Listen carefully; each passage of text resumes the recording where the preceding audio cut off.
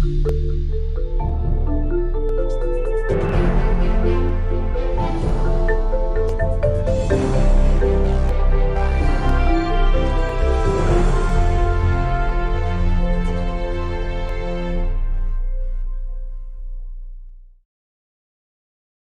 everybody. Thank you for joining us today for SNF Agora Conversations, the politics and policy of COVID-19. I'm Hari Han, a professor of political science and director of the SNF Agora Institute here at Johns Hopkins University. For those of you who don't know, the SNF Agora Institute is a new academic and public forum dedicated to improving and expanding civic engagement and informed, inclusive dialogue as the cornerstone of global democracy. The SNF Agora Conversations is a new weekly web series in which we'll take a social scientific, evidence-based approach to exploring some of the most vexing political and policy issues surrounding the pandemic.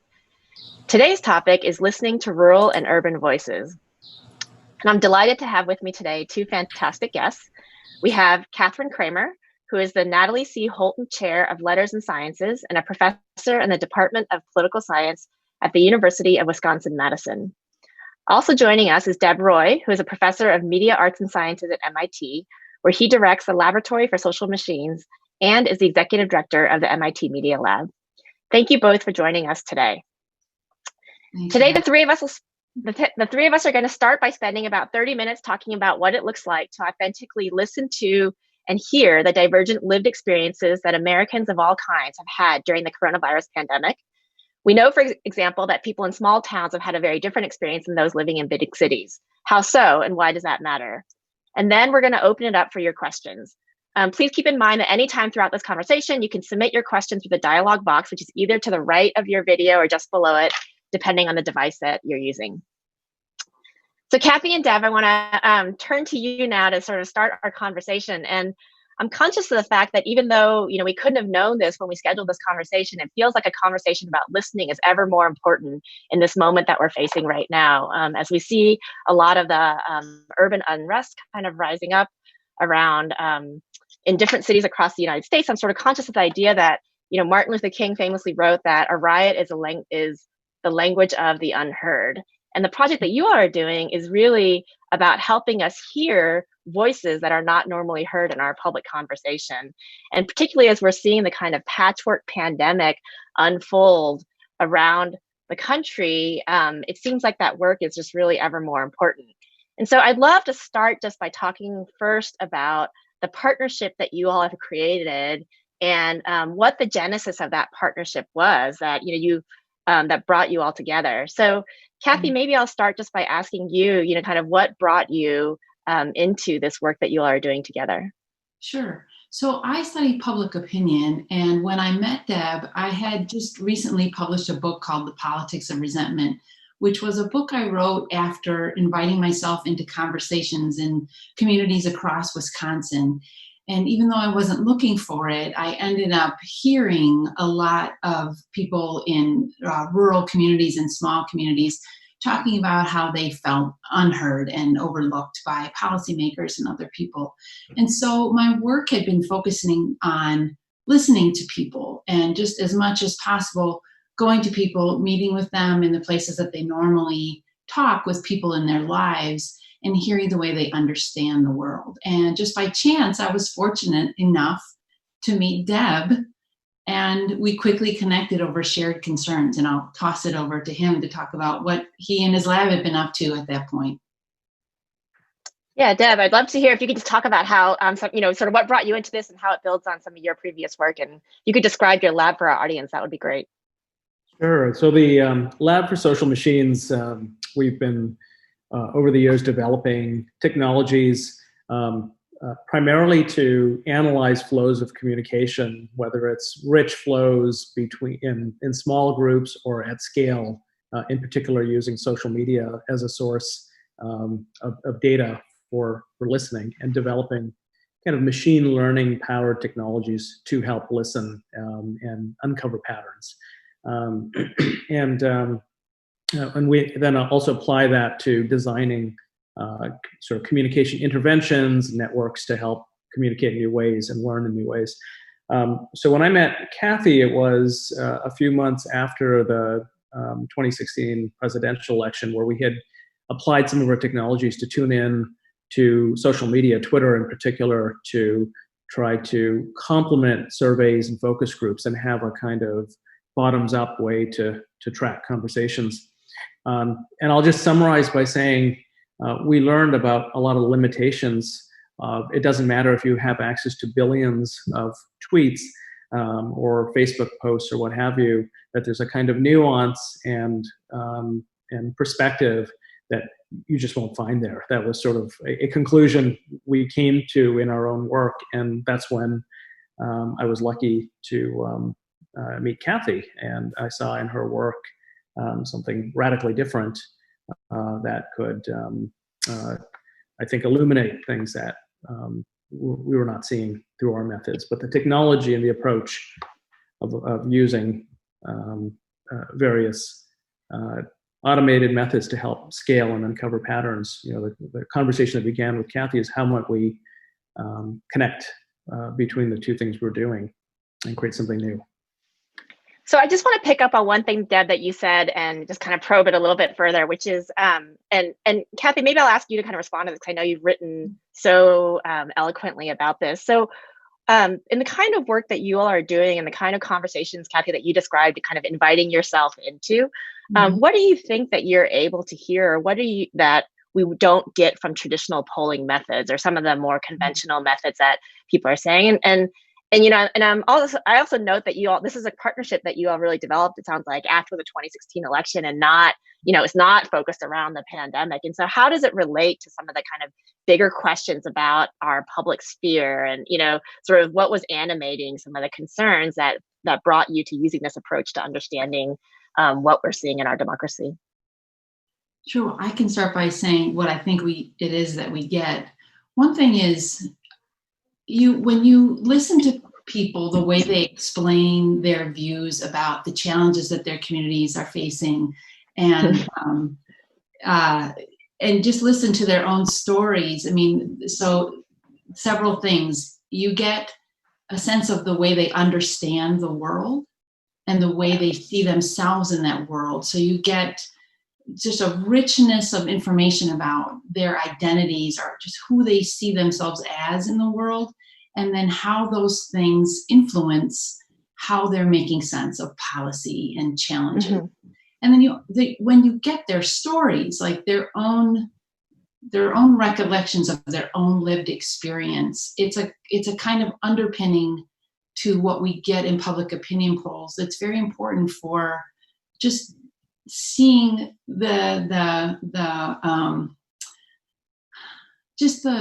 rootedness of their views. So even if you disagree with someone's views, knowing where they stand and how they see where they stand helps so much for helping you understand why it is they think what they do. Yeah, it's so different than asking someone to sort of squeeze themselves into a box, or an opinion. Yeah. One of the little like check boxes that we get on surveys or polls. And it's way less efficient, right? I mean, it takes a lot of time to hear all that and to make sense of it, but it does provide a texture that's pretty necessary for understanding. Yeah. And so Deb, maybe I'll sort of turn to you then. Can you describe for our audience the work that you all are doing now and what the sort of Local Voices Network is? Sure. Actually, and just relating it to the question you just asked, it's not that. I think Kathy and I would agree there is value in surveys. Yes. But one of the challenges is knowing what questions to ask and how to ask them. And a general theme, I think, that occurs over and over that we see in our work is the incredibly fragmented nature of whatever you want to call it, the public sphere, the networks, the communication networks that we have. You can literally see these islands and kind of disconnected tribes or sub-networks. And journalists and pollsters and graduate students writing survey questions are people too.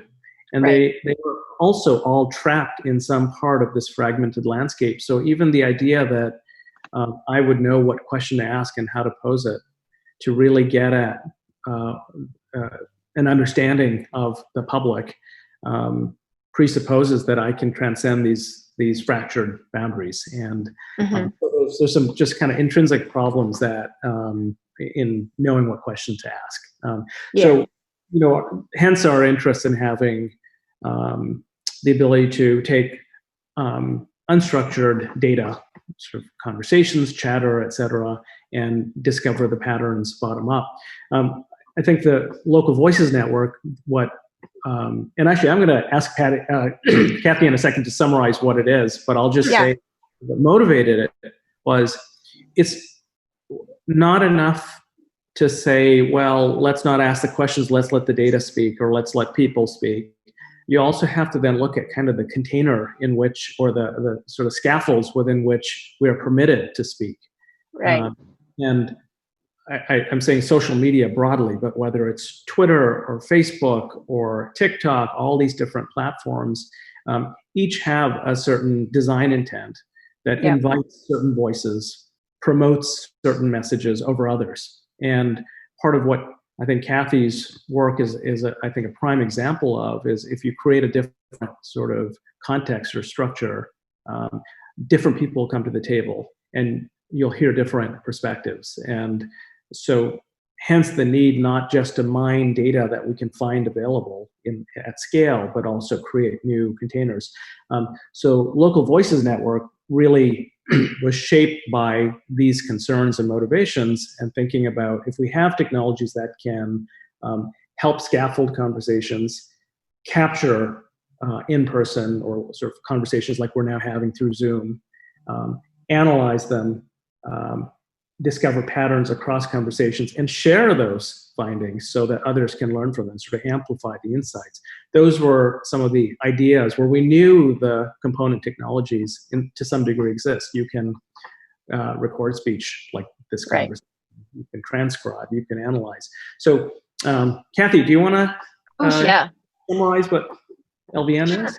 So very briefly, it basically is bringing together like the power of in-person small group conversation with the best of technology. A different way of thinking about it is it's a unique public conversation network that brings together small groups of people with the help of a facilitator who's a community volunteer that guides people in a conversation about their hopes for their community, their concerns about their community, what they wish policymakers knew about their lives, what they wish other people knew about their lives. And so before the coronavirus hit us all, people would come together in gathering spaces in their community, whether it be a library, someone's home, just a relatively quiet space, and they would gather around this beautiful piece of technology that the folks at Cortico invented, or designed is the appropriate term, which we call the digital hearth, and it recorded the conversations. And now people are meeting through Zoom. So all the conversations are recorded so that afterwards, people who are in the network, meaning participants, can hear one another within their communities and across communities. And the conversation content can also be shared with journalists. So it serves as an ear to the ground for what people are talking about, what they're concerned about, and how they're thinking about the issues that are facing their communities. So it's very community driven. It's now, we have chapters in Wisconsin. So in Madison is where we piloted, and then we've branched out to central Wisconsin. But then there's also very active chapters in Boston and New York City and Birmingham, Alabama. So that's great. There's a large team of people behind it, but it's a public conversation network. Yeah. And who are the people that are invited into these conversations, or how are you finding people that decide they want to participate in them? Want me to take it? Sure. Yeah, so there's active recruitment going on because one of the driving principles of the Local Voices Network is to surface underheard voices. Right. So as you might expect, when you say there's a public conversation program, kind of the usual suspects will volunteer, right? But to reach out to people whose voices are not normally heard, we just have done basically community organizing, just establishing relationships with people in many corners of each of these communities and inviting them in. Part of the reason that it works is that the conversations typically take place among people who know one another or have something in common. And that helps both kind of as an icebreaker and provide an established groundwork of trust that people can then quickly launch into a conversation. But it also helps as a recruitment mechanism. So a person can invite other people from their lives into a conversation. So it's a wide range of people who have participated from, I'm trying to think of recent conversations, from healthcare workers to, right. People, educators, to young people, to undocumented folks. So a wide range of people, thankfully, have participated. That's great. One thing that that the technology permits, because these conversations, which are live and facilitated, are being recorded, indexed, analyzed. There's a tool where someone who has access to the tool, and there's a kind of community of sort of annotators, curators, can highlight a part of one conversation as sort of share-worthy. And technology makes it easy to bring a voice from a previous conversation, play it, and use it as a stimulus to create sort of cross-pollination across these conversations, which is we found a pretty powerful way to create bridges. And I'll just say, another thing that comes by having the technology layer is we've used machine learning models actually with seed input from Kathy for emergent topics that we're hearing in some of these conversations. And then we are able to combine data sources, talk radio, et cetera, build models that help then Kathy and others go across. We now have thousands of people who participate in these conversations. So you've got a growing mass of recordings. We can find emergent topics automatically and kind of index and allow someone to do sort of pattern listening. Yeah, that's great. It's what you're saying is so interesting because, at the SNF Agora Institute, like one of the things that we think a lot about is the ways in which the kind of rising sense of parochialism, in our communities around the world is sort of like a threat to democracy as a whole. And part of what I hear from you is this idea that, the tools that we use to kind of listen and understand to people, shape our collective conversation about how we imagine, how we overcome that parochialism that exists. And that's such a powerful, I think, notion, because so often people, when you think about the conversation that goes on around parochialism, people see it as like a problem with the people, but it's a problem with the sort of opportunities that we're giving people to kind of tell us who they are, and how we're listening to them. So I'd love to kind of pivot to kind of understanding, so what are you hearing, like as you all are having these conversations, through the Local Voices Network, I'd love to know, like, what are you hearing, both about the pandemic or about like our politics as a whole? Yeah. A lot. I mean, as each of us, everybody logging in to listen today, like we all are experiencing so much in our lives, right? So that's just in general a lot. But here's one great example. It's just been very useful for understanding the wide variation in the way people are experiencing the pandemic and also in the way they're making sense of it. So, for example, nowadays, the story is basically that, folks in rural areas are much more against stay-at-home orders than people in urban areas, and they have much less experience with the health effects of the coronavirus. And in general, that may be true, but there's such wide variation in that. So, for example, in a recent conversation, Local Voices Network conversation, I think, I'm just checking my notes here, on the 21st, there, it's, although there are many people in rural areas against the stay-at-home orders, that we heard from a gentleman who lives on the Lakota Nation, who was talking about how he was very proud that his nation had shut its borders to prevent the spread of the virus into his community, despite the fact that the South Dakota state government was very much against this. And, hearing that kind of it's a completely different view than we're typically getting when we hear the story about what's going on in rural America. So that's just one example. I mean, just you get many different stories of how this thing is hitting people and how they're responding. So, so I actually want to pick up on an audience question, I think, that is related to what you just described. Like, hearing this example from the Lakota Nation, I think, is so interesting. And Robbie, who's a member of our audience, sort of asked, how is the learning and the listening that you're doing, like, what kind of implications does it have for different communities around the pandemic? So maybe if you could sort of, dive into a little bit about, are there sort of differences that you're hearing from different kinds of communities that you're, who are participating in these virtual hearths? I'm not sure if I have the term right.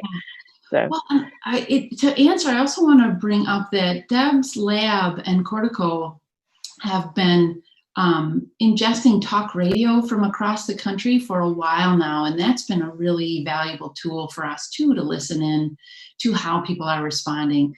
The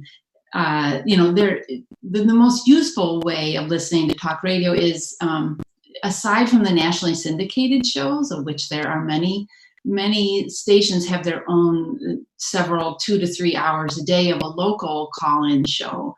And so I've been listening to those local callers and listening to those folks. I would say the biggest implication is, again, like the recognition of variation, both in the way people are experiencing the pandemic and also in how they're making sense of it.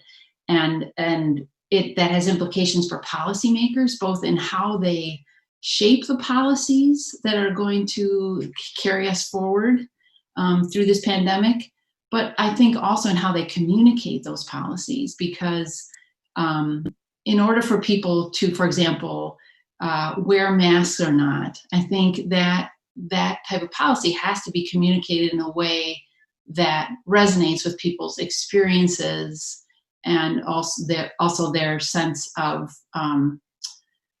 just agency in the policy, whether this is a policy that's being forced upon them, or is it a policy that they're themselves adopting in order to take care of their neighbors. There's just many different ways in which policies can be crafted and pitched to people, and I think knowing the way that they're thinking about the pandemic is very useful in doing both of those things. Yeah. Deb, did you want to say, I want to just give you a chance to see if you want to say anything more about the work that you all are doing around the talk radio, and what sort of, kind of prompted you all to kind of turn in that direction. Go ahead. Sure. I mean, the brief history of our kind of listening at scale effort, we had and continue to have a big focus on mining Twitter, where we have kind of comprehensive access to Twitter data and the underlying social graph. We started noticing a pattern actually during the election cycle. I learned of one of my, my legendary colleague, Noam Chomsky, who had noted back in 2011, with incredible accuracy, sort of what the dynamic around 2016 election would be. He didn't know the specifics, but when he talked about the level of unrest and unhappiness across America that he felt in the 50 years he's been paying attention is at a level that he's never seen before. His data source was talk radio, and he explained that he didn't tune in to listen to what those syndicated hosts had to say. He was listening to the voices calling in, sort of everyday voices. So we saw also after the election, when the travel ban came into place in the U.S., how differently that event was being talked about on talk radio. We happened to have a colleague that was traveling in the Panhandle in Florida, and it sounded like a different country than if you in Boston. So we decided to take some of our lab's capabilities around speech recognition and so forth. And today we're ingesting about 30 million words of talk radio from about 150 stations around the country, transcribing it and treating it as a parallel stream to Twitter. Long before there was the internet, if you wanted to sort of broadcast your thoughts to whoever was around to listen, you'd call into your talk radio station. Yeah, so it's like the original tweet is in particular to call in. So we have a stream that we've stood up and we've been monitoring now where there's tools, which actually soon we're seeing there may be value in the midst of this pandemic to listen to what's happening in different parts of the country, that there are technologies like this one that will allow anyone to tune in, and that and so we said let's tune into radio. However, there are again this question of who feels comfortable or natural to call up the talk radio, know you're being broadcast, and who does that leave out, which was again the motivation for LVN. So we're not putting all of our eggs in one basket, but thinking about opening up multiple channels, because no one channel is going to be complete. And so we have support. Portico, by the way, since Kathy mentioned a couple of times, it's a nonprofit that I co-founded along with Eugene Yee and Russell Stevens, that grew out of one of our research projects at the Media Lab, and is now a separate but connected nonprofit. Yeah. And it operates the Local Voices Network. So just to clarify. Yeah. So as you all talk about all these different, listening channels that you have, talk radio, the Local Voices networks, just kind of, mining tweets and traditional polling and all these different kind of things. I wonder how that informs your thinking about the role that technology as a whole has played in the kind of fragmentation that sort of motivated a lot of this work. That, it seems like you are both leveraging both the constraints and the opportunities that are inherent in that technology. And I'd love for you to just reflect a little bit with us on what you're taking from that or what you've learned from that. So Kathy, maybe I'll turn to you first, but then Deb would love to also hear from you too, and the work that you're doing more broadly at the MIT Media Lab. Yeah. Well, probably the best way, I'll just tell a brief story, and that is when I met Deb, I was very skeptical of the ability of technology to bring people together, or to really serve as a way for us to better understand one another. And I have just done a complete 180. Because now I see, and kind of as you said earlier, Hari, sort of like the structure of the way we listen to one another matters so much, right? Right. So yes, it's true that technology currently, it has a lot to do with the fact that we're fractured, but it can be used differently.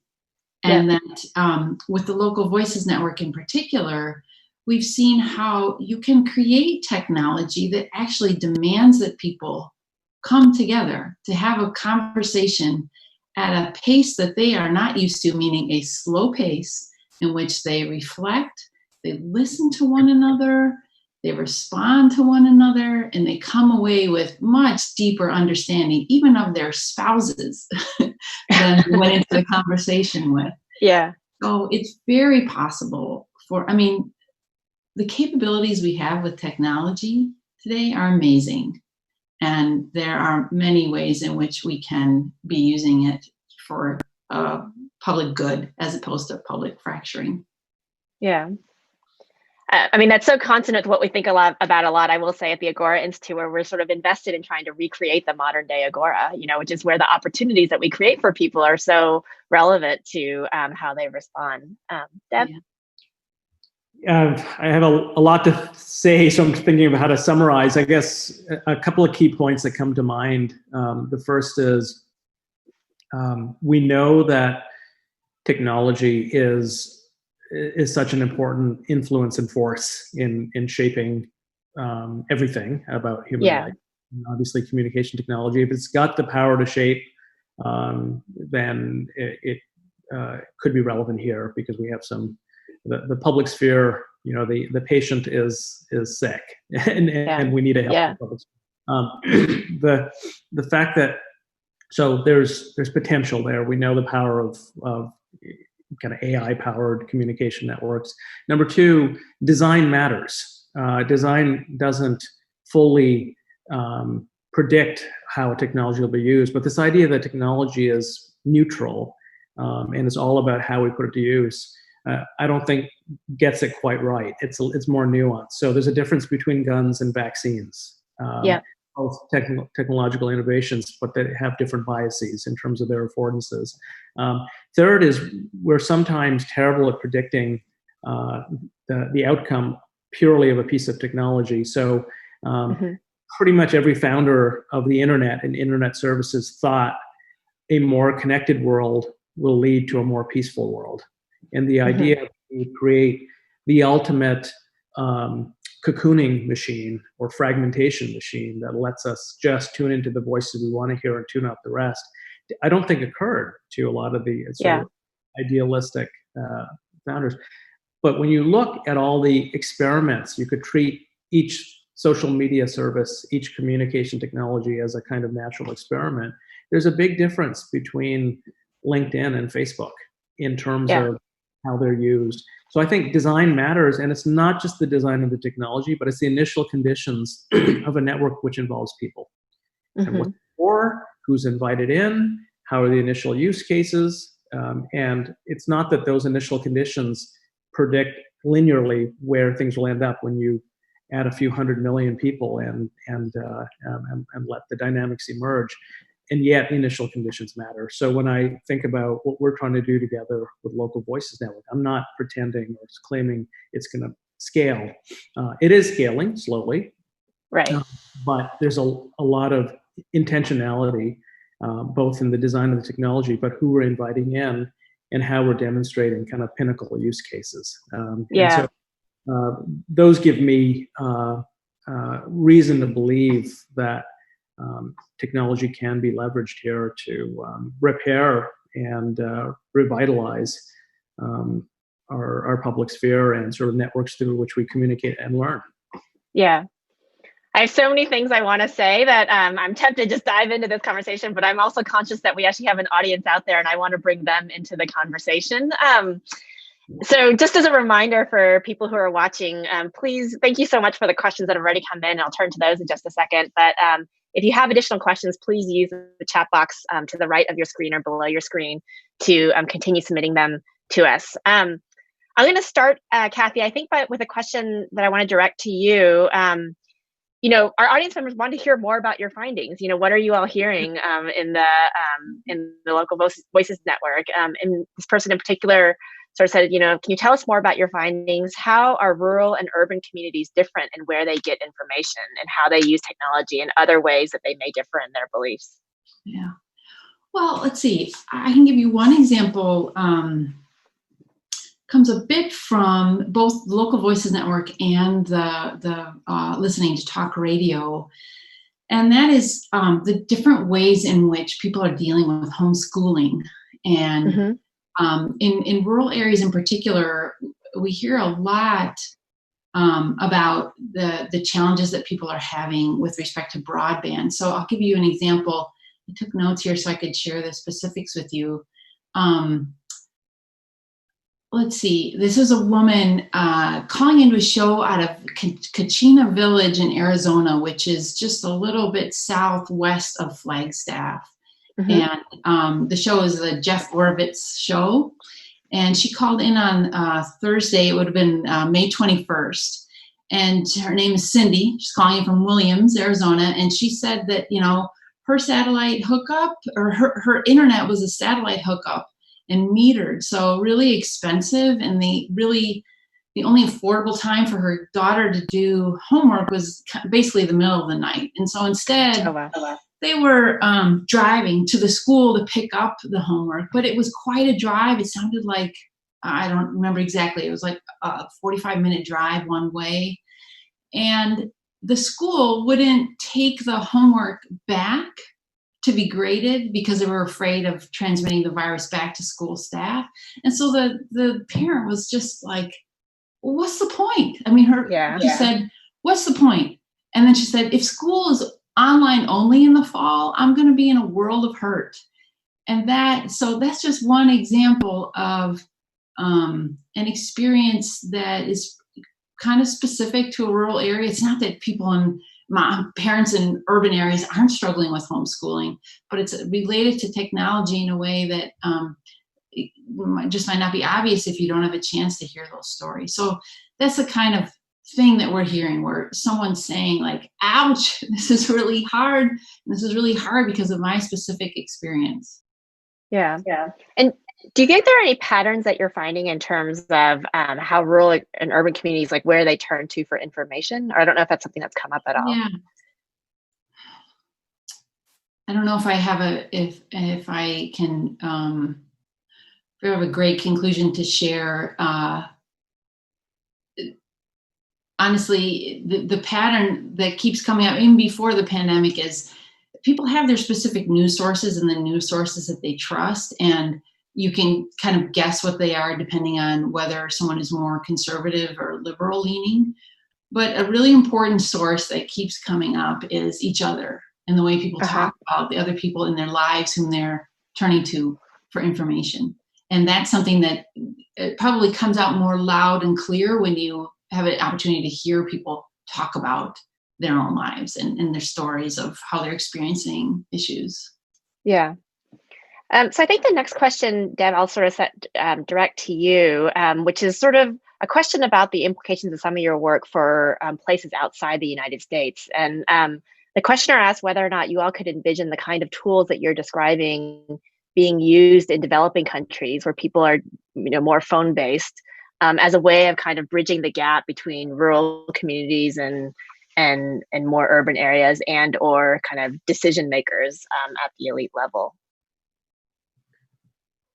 Yes, I think that in principle, certainly from a technology perspective, we've been pretty attuned to some of these issues. Actually, the subtext of the story Kathy just shared, that internet access is unequal in this country and certainly worldwide. We've done some projects in the past, for example, in rural India, in Uttar Pradesh, where there was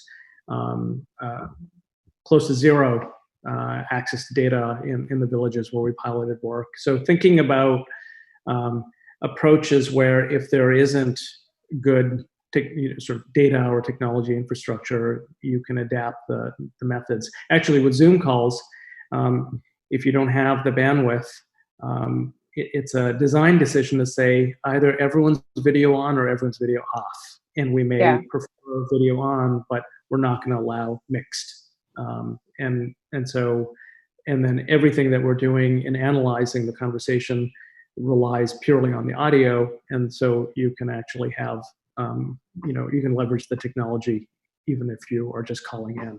So that's an example where there's a lot more we might be able to do with the video, but we would think about what the implications would be if we leveraged something that not everyone has access. There's other issues. We do a lot of work in language processing technologies, and we don't, in our group, have expertise for world languages. So there's aspects where, in principle, the approach works. Need to be tuned. I wanted to. Can I just comment for a minute on? Of course, yeah, of course. Answer to the previous question, which is one thing that, in case for listeners, is not apparent if they're not familiar with their work. There's a very interesting mode in between qualitative and quantitative, which you might call systematic in Kathy's approach, which I just wanted to sort of note as important for us, which is that by noticing a pattern, you could, one answer to the question of do you see a pattern in kind of urban rural around homeschooling would be to just say, well, the thing that we see in common is a preference to open up schools as soon as possible in rural. Right. Let's say that were the pattern. But the underlying story is what gives you the insight for, oh, that all actually suddenly makes sense. Like in that short story, that summary that Kathy provided, it let me, I hadn't heard that before. It lets me step into the shoes a little bit of someone else. And as opposed to the caricatured narrative that we might otherwise have if we just hear the pattern and say, yeah, I've heard that. And yeah, I can imagine why. It's like, no, maybe you can't imagine why. And I don't just mean urban to rural, rural to urban. And within urban, of course, there's incredible sort of divisions. And I can drive 7-8 miles from where I'm sitting right now in Belmont, Massachusetts, to other parts of the greater Boston area, and the lived experience is radically different. So it's sort of that grounding that out on lived experience, as opposed to it's the patterns matter, but selecting representative, specific lived experiences to bring that to life. It's that combination that we're pursuing systematically. Yeah, that's great. That's so important. It's like understanding the kind of concrete problems that someone is trying to solve as a mom, helps you kind of build an empathic bridge that otherwise may not be there. Yeah.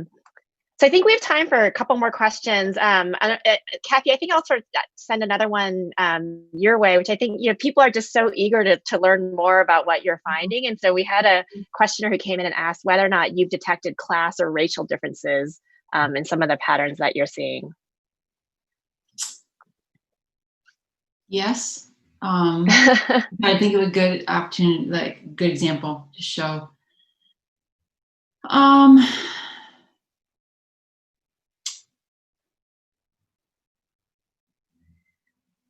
Yeah, the racial differences are pretty vast in what we're hearing. Yeah. I would say listening across the talk radio and the local voices network conversations. So you can go from one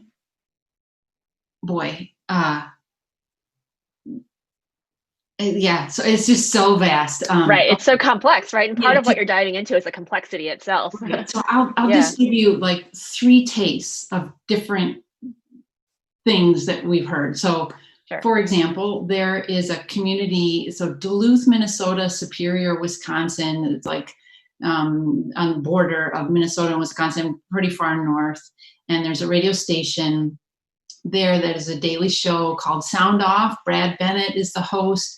And right now the Duluth community is considering whether or not to allow in refugees. And within one show, there's a conversation about the importance of wearing masks, kind of like not smoking indoors to be, protect the health of other people. And at the same time, the need to keep out refugees from the community because there's many people already there without employment. And so sort of a combination of kind of exclusionary behavior. And then you go to the Local Voices Network, a conversation among folks without papers and talking about the struggles that they're having economically when many people are struggling economically. And when you're someone without papers and you're trying to be employed, trying to collect unemployment, for example, it's a completely different experience. And then protesters in Anchorage, Alaska, for example, talking about what they call a rolling protest, which is people basically in their cars driving around the state capitol. Callers to a talk radio show talking about how they're just wanting to go back to work. It's not like they're Black Lives Matter protesters, sort of contrasting themselves against Antifa protesters, Black Lives Matter protesters.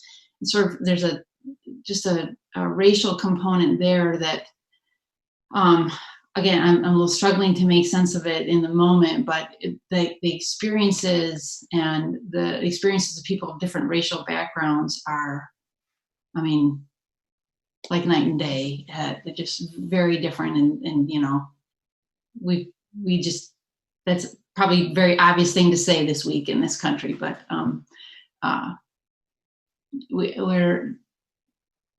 yes, it's just, there are so many different lived experiences in this country. And the way we contrast against each other's lived experiences is pretty striking. Yeah. Part of what I love about what you all are doing is I feel like so often we're tempted to, reduce the complexity of people's lives and the differences between people into these kind of like pat categories. And I feel like a lot of what I'm hearing from you is that sometimes we just have to hold those tensions, that there are these, different people are solving different kinds of problems. And, we just have to sort of learn how we create spaces where we can sit with those tensions and allow them to emerge into our public conversation in different ways. So I think we have time for one more question. I think this a question that comes from our audience that I want to give each of you a chance to respond to. So maybe I'll turn to you, Deb, first, and then Kathy. And the questioner asked, what do you want done with this information that you're gathering? Are there policy or political outcomes or technological changes that you'd want to see? And so maybe I'll kind of interpret that a little bit broadly, sort of to give you guys, a moment at the end of our conversation here, just kind of imagine in your ideal world, as you kind of think about all the different sorts of listening that you're doing, how would you want that to inform the bigger conversations that, that we're having as a society about, who we want to become? So Deb, I'll turn to you first, and then Kathy, give you the last word. Okay.